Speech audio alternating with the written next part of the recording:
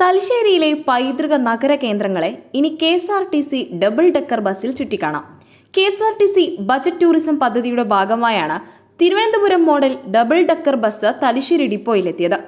ഈ മാസം അവസാന വാരം ഗതാഗത വകുപ്പ് മന്ത്രി KB ഗണേഷ് കുമാർ ബസ് ഉദ്ഘാടനം ചെയ്യും.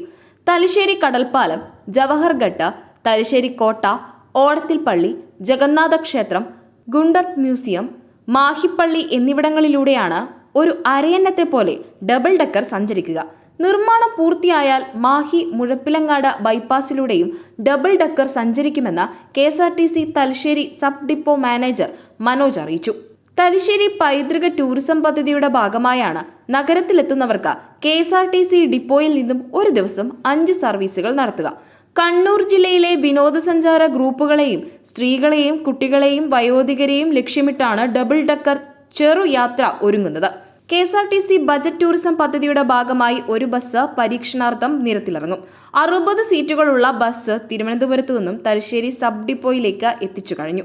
ഇനി അതിന്റെ അറ്റകുറ്റപ്പണികളും പെയിന്റിങ്ങും സ്റ്റിക്കർ ഒട്ടിക്കലും മാത്രമാണ് ബാക്കിയുള്ളത്. സ്കൂൾ വെക്കേഷൻ തുടങ്ങുന്നതിന് മുമ്പ് തന്നെ ഡബിൾ ഡെക്കറിന് മണിമുഴക്കാനാണ് KSRTCയുടെ തീരുമാനം.